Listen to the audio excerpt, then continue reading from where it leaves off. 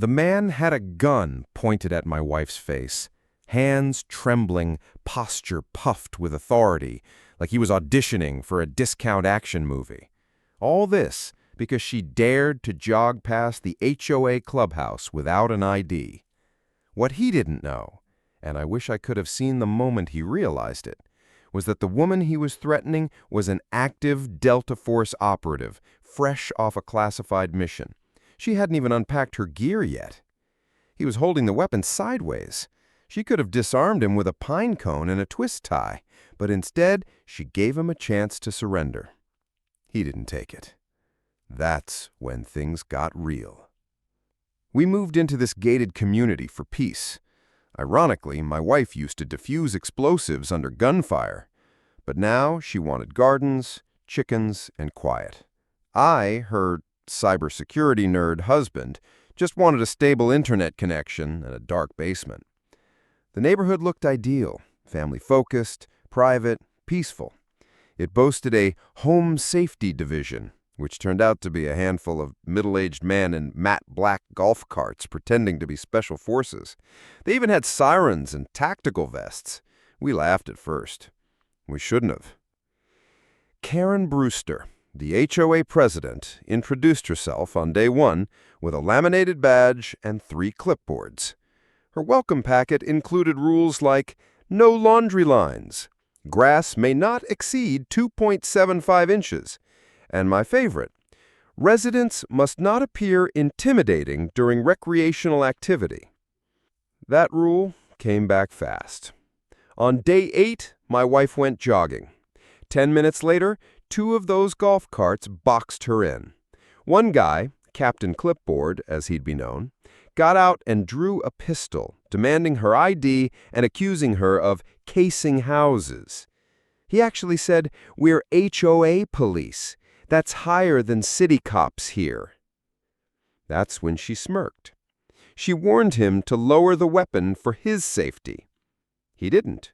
In one blink, his gun was on the pavement. In the next, he was face down with his arm pinned, eyes bulging in panic. She whispered something in his ear that made him go dead quiet.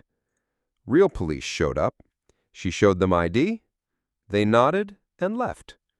Captain Clipboard whined about assault. Nobody cared.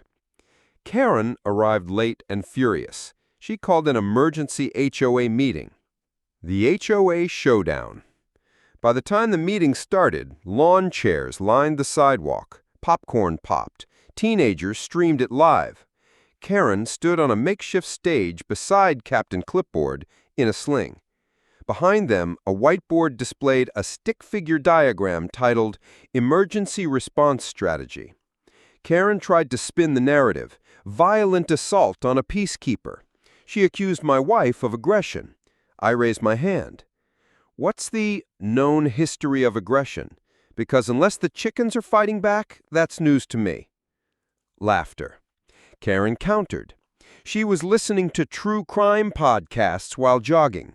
That suggests intent. Silence, confusion, then came the bombshell. One of the HOA goons had a body cam that synced to the cloud. A neighborhood kid hacked the feed. 5 laptops at the meeting played the footage. My wife jogging, Clipboard yelling, gun raised.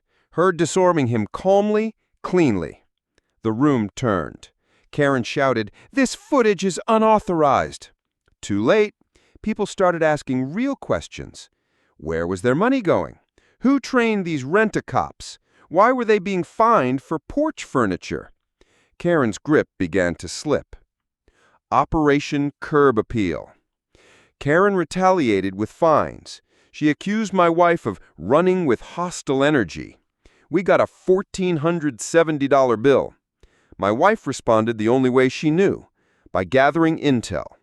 She dug through public records, HOA budgets, vendor logs, and found a fake landscaping company, Verdant Horizon LLC, paid $180,000 over 3 years.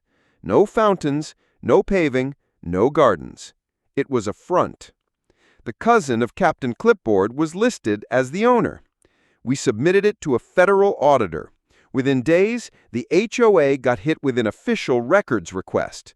Karen locked down the clubhouse and posted a guard with a leaf blower deterrent device. My wife called it Operation Curb Appeal.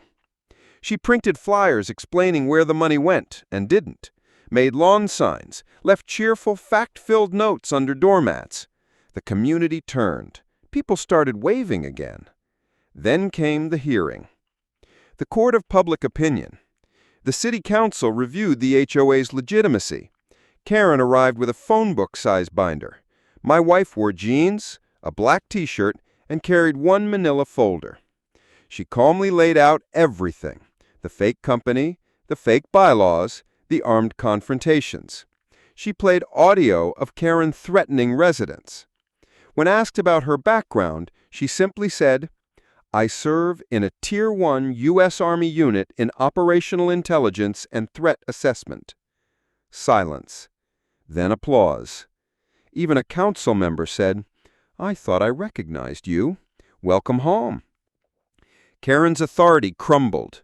Audits froze her accounts. Residents stopped paying dues. HOA patrols disappeared. Karen vanished. The final blow.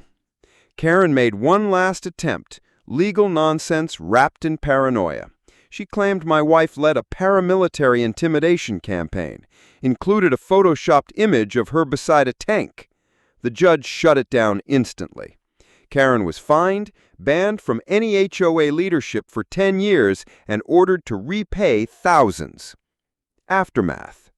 Peace returned. My wife jogged freely. Someone gave her a sign that read, "Neighborhood Hero, 0 fines since 2024. She actually kept that one. One day, she received a Department of Defense commendation for civilian oversight and defense of constitutional rights. No medal, just a quiet note. "We're proud of how you handled it." Then one night, a black SUV arrived. A suited man handed her an envelope. She opened it, read it, and said, "When do I leave?" "Dawn. You'll be briefed in transit."